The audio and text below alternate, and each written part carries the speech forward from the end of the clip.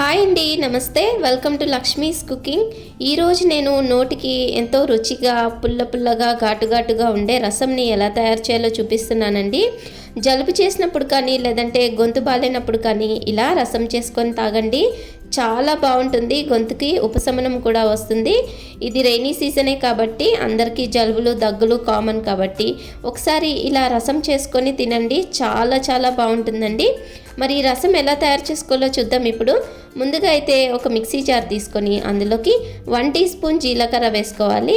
అలాగే 1 tea spoon మిరియాలు, అలాగే 2 ఎండుమిర్చి, అలాగే 2 పచ్చిమిర్చి కూడా యాడ్ చేసుకుందాం. పచ్చిమిర్చి ఎండుమిర్చి యాడ్ చేసుకుంటున్నాం కాబట్టి మిరియాలు ఘాటును బట్టి కొన్ని యాడ్ చేసుకోవాలి. అలాగే ఒక వెల్లుల్లిపాయ మొత్తం రెబ్బలు తీసుకొని వేసుకోవాలి ఇందులోని. అలాగే పులుపు కోసం ఒక టొమాటోని కట్ చేసి యాడ్ చేసుకుందామండి. ఇందులోనే కొంచెం కొత్తిమీర కూడా వేసుకుందాం. కాడలతో వేసుకుంటే టేస్ట్ బాగుంటుంది. ఇవన్నీ వేసుకున్నాక మూత పెట్టేసుకొని ఒకసారి బ్లెండ్ చేసుకోవాలి. ఇలా చేసుకున్నాం కదా. ఇప్పుడు పులుపు కోసం చింతపండుని యాడ్ చేసుకుందాం. కొద్దిగా చింతపండుని ఇందులోకి వేసుకొని కొద్దిగా ఒక హాఫ్ గ్లాస్ అంత వాటర్ వేసుకొని మళ్ళీ మిక్సీ జార్లో వేసి పేస్ట్ లాగా చేసుకోవాలి. ఇప్పుడు రసం ప్రిపేర్ చేయడం కోసం స్టవ్ మీద కడాయి పెట్టుకొని అందులో 1 టీ స్పూన్ ఆయిల్ వేసుకోవాలి. ఆయిల్ వేడయ్యాక ఆవాలు, ఎండుమిర్చి, కరివేపాకు వేసుకొని ఒకసారి ఫ్రై చేసుకోవాలి. ఇవి వేగిపోయాక ఇందులో ఒక చిన్న టొమాటోని ఇలా కట్ చేసుకొని వేసుకోవాలి. ఇప్పుడు ఈ టొమాటోని కూడా పచ్చివాసన పోయేదాకా వేయించుకుందాం. ఇవన్నీ కూడా బాగా వేగిపోయాక ఇందులో మిక్సీ చేసి పెట్టుకున్న ఈ పేస్ట్ని ఇందులోకి వేసేయాలి. ఇప్పుడు అంతా కూడా మిక్స్ అయ్యేలాగా ఒకసారి కలుపుకొని ఈ పేస్ట్ నుంచి పచ్చివాసన పోయేదాకా ఒక 2-3 నిమిషాల పాటు ఇలా వేయించుకోవాలి. మనం వెల్లుల్లి వేసాం కదా, వెల్లుల్లిలో పచ్చివాసన పోయేదాకా ఒకసారి ఇలా వేయించుకుంటే సరిపోతుంది.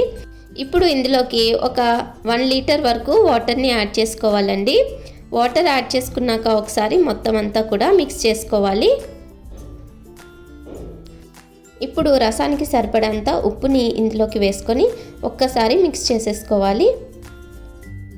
ఇలా కలిపేసుకున్నాక ఇందులోకి కొంచెం కొత్తిమీరను కూడా పైనుంచి వేసుకుందాం. ఫ్లేవర్ చాలా బాగుంటుంది.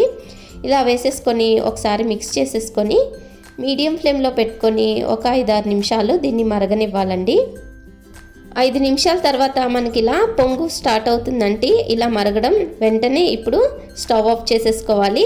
మిరియాల రసం అనేది ఎక్కువ మరిగితే టేస్ట్ బాగుండదు, చేదుగా అయిపోతుంది.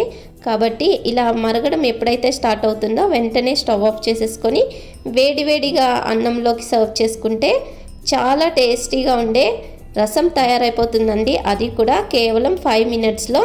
మీరందరూ కూడా ఒకసారి ఈ రసం రెసిపీని తప్పకుండా ట్రై చేసి చూడండి. మరి నేను చేసిన ఈ రసం రెసిపీ మీ అందరికీ కనుక నచ్చితే లైక్, షేర్, కామెంట్ చేసి నా ఛానల్ని సబ్స్క్రైబ్ చేసుకోండి.